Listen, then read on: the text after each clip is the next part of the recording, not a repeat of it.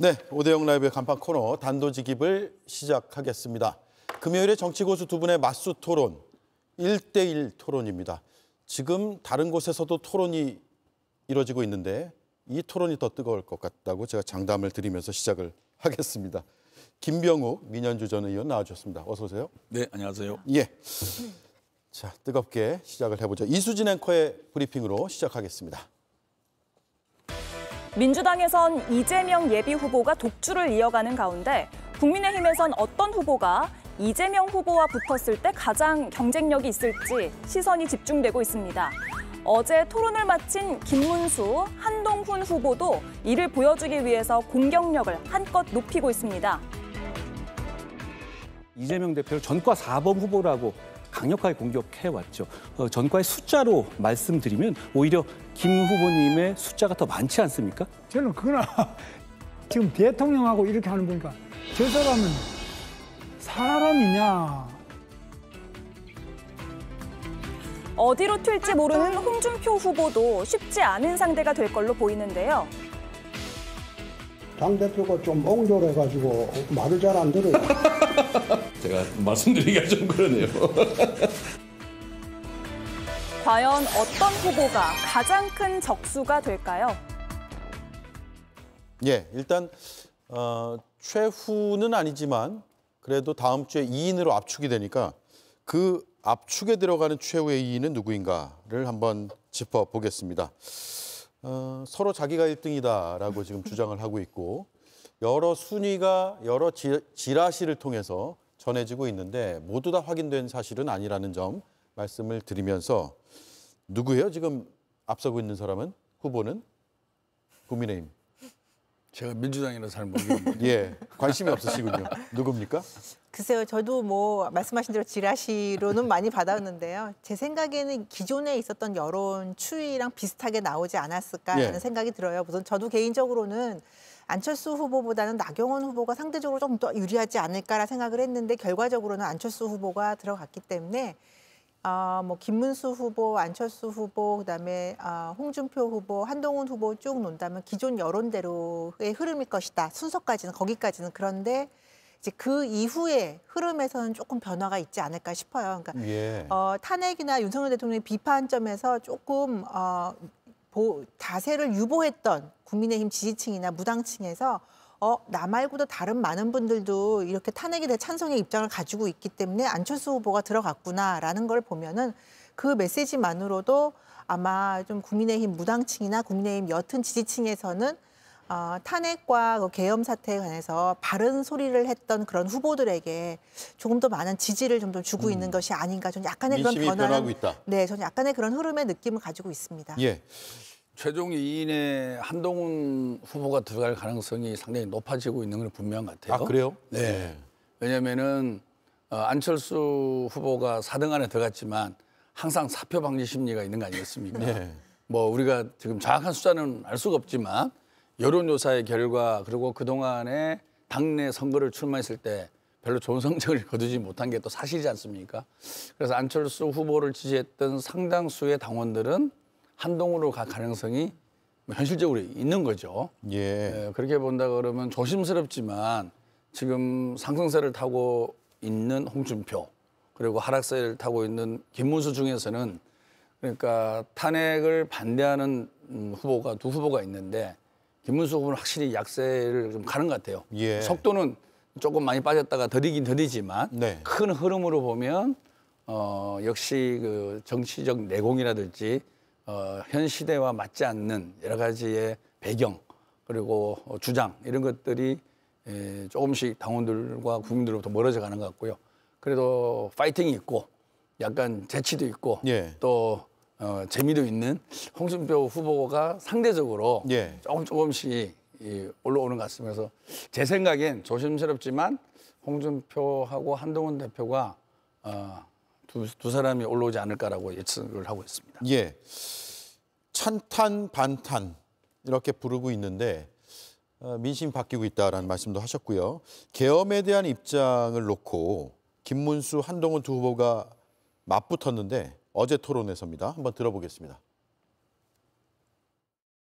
오늘 우리가 이렇게 만나는 것도 또 대통령 선거를 다시 해야 되는 것도 모든 그 뿌리, 책임과 시작이 우리 한동훈 후보에게 있다고 생각해서 우리 아버지가 불법 계엄을 해도 저는 막았을 겁니다. 그래야 한다고 생각합니다. 김 후보님께서 저한테 해주신 질문은 이걸로 답이 될 것 같습니다. 예, 한동훈 후보 때문에 이 사태가 벌어졌다라는 취지인 것 같아요. 김문수 후보는. 그리고 한동훈 후보는 누가 하든지 나는 다 막았을 것이다. 그게 맞다라고 생각한다라는 그런 답을 했네요. 자, 찬탄반탄 얘기는 많이 했으니까 이 정도로 하고요. 어제 홍준표 후보가 이재명 민주당 세력과 함께 가겠다. 이렇게 선언을 했어요. 어떤 내용인지 일단 들어보겠습니다.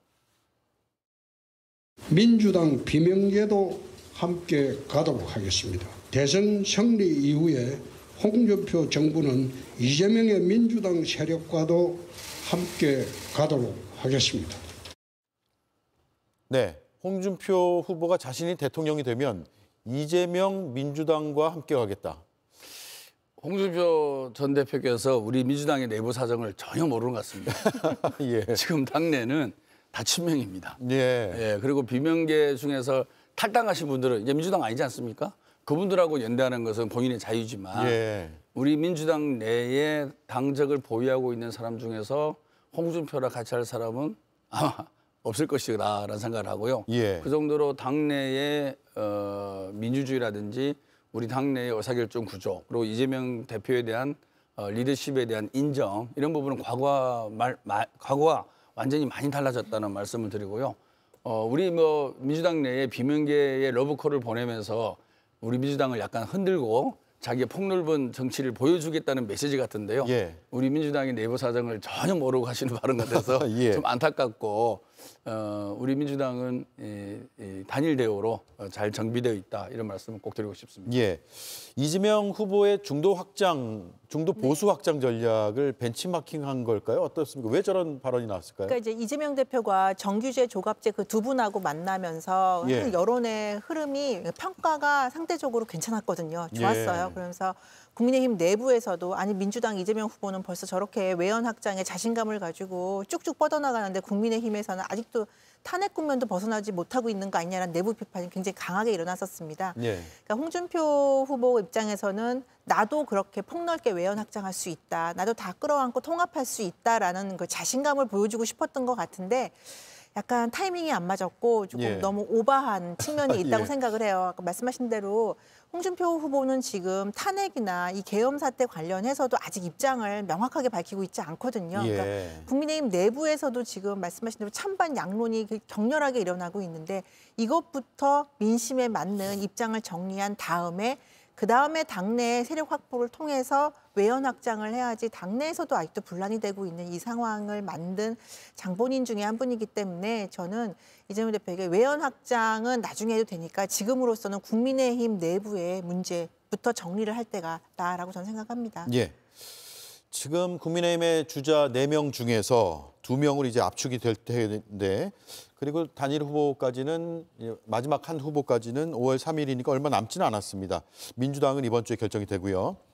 이재명 후보가 최종 후보가 된다면 이재명 후보에게 가장 까다로운 상대는 누가 될까요? 제가 그 질문서를 봤는데 예. 누구라고 얘기할까 고민이 많았습니다. 아, 없다. 자신감이 있죠. 예. 네, 당연히 우리 민주당이 집권할 수 있다라는 자신감이 있다는 말씀을 드리고요. 그렇지만 그래도 뭐 홍준표 후보가 좀 까다롭지 않을까라는 생각을 합니다. 그런데 결과적으로는 우리가 크게 이길 수 있다라는 자신감을 갖고 있습니다. 예. 왜냐하면 홍준표 후보가 정치적 내공이 상당하신 분이거든요. 그리고 한덕수 총리하고 단일화를 안 하겠다고 해놓고 또 이제 단일화하면서 또 새로운 변신을 깨하지 않습니까? 예. 저는 홍준표 후보가 언젠가는 계엄과 탄핵에 대해서도 말을 바꾸지 않을까 그런 생각을 하고 있습니다. 예. 그렇지 않고는 대선을 치를 수가 없는 거 아니겠습니까? 계엄을 찬성하고 탄핵을 반대하면서 대선 후보로 나왔다?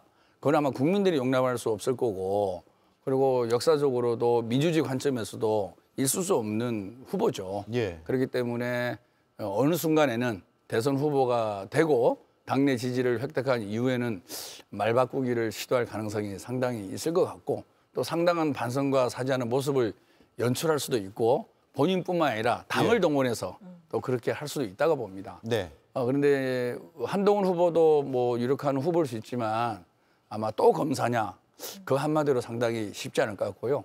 정치적 경험도 워낙 짧고 또 초보 운전수고 예. 또 여러 가지 가벼움 뭐 이런 등등을 해서 그래도 홍준표 후보가 정치적 내공이 있고 변신을 잘하기 때문에 어쨌든 진영 간의 싸움으로 갔을 때는 보수 진영이 뭉칠 가능성이 있지 않을까 네, 예. 그런 생각을 해봅니다. 네. 또 검사냐라는 물음이 나올 수밖에 없다. 홍준표 후보도 검사 출신이긴 하지만 오래전에 그만두고 정치를 오래 탈색이 했죠. 됐죠. 예. 경기도 도지사 선후배 관계예요. 김문수 후보와는. 그리고 한동훈 후보와는 대표를 같은 시기에 했었고 그리고 대선 도전으로만 치면 세 번째라는 것도 홍준표 후보와는 또 공통점이 있어서 저희가 저렇게 한번 분류를 해봤는데 민현주 의원 보시기는 어때요? 누가 제일 까다로울까요? 이재명 후보를 상대할? 저도 처음에 이 경선 시작하기 전에는 그래도 오락가락하고 그랬긴 했지만 홍준표 후보가 제일 까다로울 거라 생각을 했었어요. 왜냐하면 정치 구력이라든지 경험 면에서 그리고 대선을 워낙 여러 번 해봤기 때문에 홍준표 대표 후보의 그 순발력을 따라갈 수 있을까. 그리고 이재명 대표와의 그 생방송 뭐 토론회 이런 거에서의 받아치는 거 이런 걸 보면 홍준표 후보가 그래도 가장 유리하지 않을까라는 생각이 들었는데 최근에 흐름을 보면 저희 1차 경선 후보군 발표 난 다음에 최근에 민심 흐름을 보면 사실은 한동훈 후보가 굉장히 치고 올라온 게 보여요. 눈에 보여요. 그 얘기는 말씀하신 대로 같은 검사라는 그런 경력 면에서의 약간 약점은 있지만 중도층이나 국민의힘 지지층 내에서도 한동훈 후보가 그래도 당의 위기라든지 이 상황에서 한기를 가고 일관성을 보였다는 측면에서 힘이 있는 후보다라고 보는 것 같고요. 또 이런 여론의 흐름이 지지세가 확장이 되면 본선에 가서도 한동훈 후보도 또 처음이지만 전 충분히 역량을 발휘할 가능성도 있다고 봅니다. 그렇게 되면 이재명 후보가 아무리 지금 앞서가고 있지만 또 여론의 흐름을 지지를 쭉 상승세로 받고 있는 후보가 힘을 받을 수 있기 때문에 이재명 후보 입장에서는 오히려 상승세인 후보가 올라오는 게 더 불편하지 않을까 좀 그렇게 생각을 해요. 누가 가장 까다로울 것인가의 질문은 사실 그런 의미도 있었어요.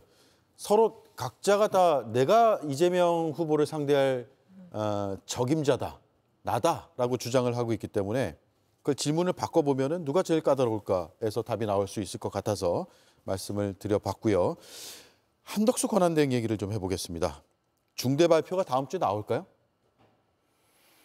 중대 발표가 국무총리 대통령 권한대행을 그만두고 출마한다는 얘기 혹은 권한대행을 열심히 하겠습니다. 얘기. 어떤 식으로든. 권한대행을 열심히 하겠다는 건 중대 발표가 아니죠. 중대 발표라고 한다 그러면은 권한대행을 그만두고 대통령에게 나가겠습니다라는 메시지를 담아야 중대 발표가 되지 않겠습니까? 그리고 그 전날 최상목 부총리가 귀국을 하게 됩니다. 2+2 합의를 끝내고요. 귀국을 하게 되는데 참 조금 안타까운 것은 오늘 미국에서 협상을 했는데 미국으로부터 정말 한국이 참 최선의 안을 가지고 왔다. 이런 평가를 받았지 않습니까? 도대체 무슨 협상안을 가져갔길래 상대방으로부터 저런 좋은 소리를 듣는지 전 도저히 알 수가 없습니다. 협상이라 하면 정말 상대방이 까다롭게 생각해야 되고 나름대로 무겁게 받아들여져야 되는데 그게 정말 협상 기술로 저렇게 표현을 한 건지 정말 어떤 선물 보따리를 가지고 간 건지 정말 알 수가 없는데요. 원래 미국이 기분이 안 좋아야 우리가 좋은 거잖아요. 당연한 거죠. 협상이라는 것은. 그래서 한덕수 권한대행 체제에서는 정말 협상을 하면 안 되는 거죠. 왜냐하면 곧 물러날 사람 아니겠습니까?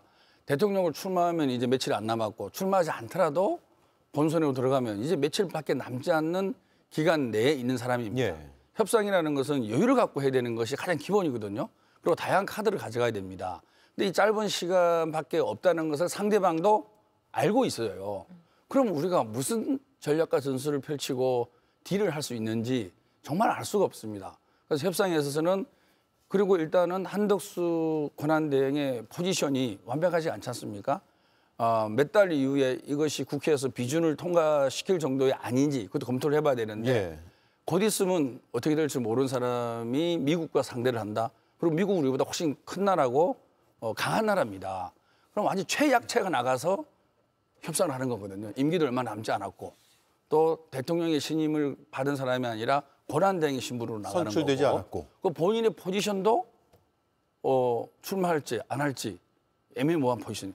이런 아주 불확실한 스탠스를 갖고 그 강한 나라 미국을 상대로 협상을 나서겠다라고 얘기하는 자체가 저는 벌써 국익보다는 개인의 정치적 이익을 염두에 두었다라고 충분히 의심받을 만하다. 예. 지금이라도 국익을 위해서는 한덕수 권한대행이 협상을 중단을 하고 정말 이거는 국익과 엄청나게 관련된 거기 때문에 당선자하고 당선자에게 권한을 넘기든지 당선자랑 협의해서 부임 총리가 결정될 때까지 제가 기여하겠다. 예. 이렇게 나오는 것이 정말로 한 나라를 책임지고 있는 권한대행으로서 자세다. 그런 말씀 꼭 드리고 네. 싶습니다.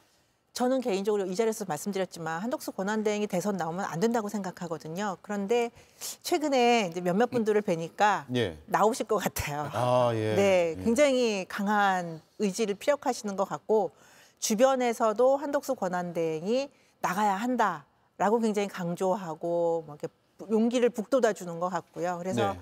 지금 물론 100%라는 건 없기 때문에 앞으로 상황이 또 어떻게 변할지 몰라서 뭐 일주일 사이에 또 달라질 수는 있지만 지금 상황으로 보면 한덕수 권한대행의 출마는 굉장히 유력해 보인다라고 예. 생각을 하고요. 그렇다면 출마를 한다면 뭐 개인의 선택이니까요. 한다면 빨리 해야 된다라고 저는 생각을 합니다. 지금 뭐 앞서서도 말씀을 드렸지만 권한대행으로서 지금 이걸 국정 관리를 해야 되는 상황이에요. 위기 상황에 대한민국을. 그런데 본인의 선거를 위해서 여러 가지 정책이라든지 예산이라든지 전략을 쓴다는 건 굉장히 위험할 수 있습니다. 그렇기 네. 때문에 출마를 한다면 하루라도 빨리 출마 선언을 하고 준비를 하는 것이 이것이 정치 도의에 맞다. 그렇지 않으면 상당한 역풍을 맞을 수 있다라고 저는 생각을 합니다. 네. 오늘 이재명 후보가 호남을 갔는데 호남에서 한덕수 등의 출마설에 대해서 입장을 냈거든요. 한번 들어보겠습니다. 제가 링 위에서 예선전을 치르고 있는데 심판이 자꾸 선수를 뛸 듯 말 듯 해가지고 많이 혼란이 있는 건 사실입니다. 공직자의 책무가 뭔가를 언제나 깊이 생각해야 됩니다. 네, 이런 가운데 오늘 여론조사를 하나 소개해드리면요. 어제와 그제 조사가 이루어졌고요. 이재명 후보가 가상 3자 대결에서 48%를 얻는 것으로 여론조사에서 나왔고 홍준표 후보가 당 후보 중에서는 높게 나와서 31%가 나왔습니다. 이준석 후보는 9%로 집계가 됐고요. 48, 31, 9 이렇게 나타나고 있고 한덕수 권한대행이 들어간 조사도 같은 조사에서 있었는데 홍준표 후보하고 숫자가 같더라고요. 하지만 아직 출마 선언하지 않았기 때문에 저희가 굳이 컴퓨터 그래픽으로 만들지 않았습니다. 그게 맞는 것 같고요. 선언을 했다고 하면 뭐 그건 저희가 보도할 가치가 있겠으나 48대 31대 9라는 흐름을 어떻게 봐야 됩니까? 원래 선거라는 거는 정부 여당에 대한 평가 아니겠습니까? 지난 약 2년 8개월간의 윤석열 정부의 성적표라고 볼 수 있겠죠. 민주주의를 과연 제대로 했는지, 경제 성장을 읽어왔는지, 국민을 통합시켰는지 이런 부분에 대해서 국민들의 평가가 냉정하고 그리고 그 이후에 일어난 비상계엄과 그리고 아직도 내란 세력이 정리되지 않고 있는 이 현실 이런 부분들을 전체적으로 반영한 표라고 보는데요. 이런 부분을 봤을 때는 좀 아쉬운 면도 있습니다. 왜냐하면 보수와 진보의 진영 대결이 아닌 정말로 국민이 뽑은 대통령이 제대로 일을 잘했는지에 대한 평가를 봤을 때 보수 쪽이 그래도 31, 9%, 31도 그리고 9% 거의 40% 나오는 거 아닙니까? 제 생각에는 훨씬 더 박한 점수를 주는 게 맞지 않을까. 정말 윤석열 대통령이 지난 3년간 경제가 너무나 무너졌습니다. 그리고 한덕수 권한대행도 큰 책임이 있는 거고요. 그리고 민주주의는 비상계엄을 통해서 완전히 꼬꾸라졌지 않습니까? 그리고 대외 무역 이런 관련 그리고 1사분기 성장률이 마이너스 2%를 기록을 했습니다. IMF에서도 올해 우리나라 성장률을 1% 밑으로 지금 예상을 하고 있거든요. 정말 국민들이 너무나 경제적으로 어렵고 또 경제의 잠재 성장률마저 계속 낮아지고 있는 거 아니겠습니까? 예. 이 속에서 아직도 국민들이 보수와 진보란 진영 논리로 바라보는 측면이 있지 않을까. 그래서 잘못했을 때는 좀 과감하게 심판하고 회초리를 때려야만이 우리 정치가 발전한다. 이런 말씀도 드립니다. 생각보다 높게 나왔다.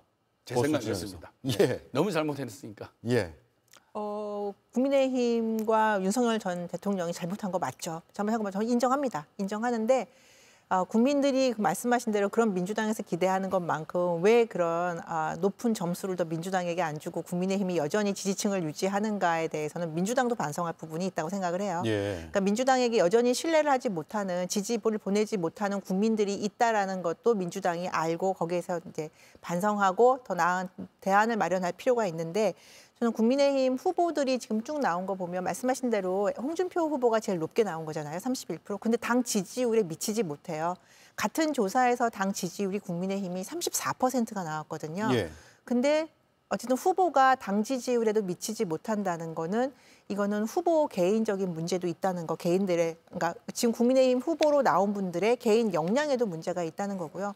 보통 대선 때 보면 이전 대선 때 보면 당 지지율보다 후보 지지율이 높은 경우들이 좀 많았습니다. 그러니까 후보 개인의 역량으로 대선을 뚫고 나가는 거죠. 그리고 대통령 선거가 또 후보 개인의 역량이 가장 중요하게 빛을 발하는 선거기도 하고요. 그런데 후보들이 당 지지율에도 물론 당 지지율도 상당히 지금 안 좋은 상황이지만 거기에도 미치지 못했다는 부분에 대해서는 국민의힘 후보들이 좀 반성하고 어떤 부분에서 부족한지 좀 다시 점검을 해야 될 필요가 있다고 생각을 하고요. 저는 이재명 대표 48%는 과거에 문재인 대통령 대선 때보다는 많이 나오는 것 같아요. 그때는 보수 후보가 더 갈라졌음에도 불구하고 적게 나왔거든요. 그래서 이 부분 이재명 대표는 저는 사실은 이제까지 행보에 비해서는 더 잘 나오고 있는 것이 아닌가 저는 개인적으로 그렇게 생각합니다. 같은 숫자 다른 해석. 국민일보가 의뢰한 조사고요. 한국갤럽에서 4월 23일부터 24일까지 이틀간 조사가 이루어졌습니다.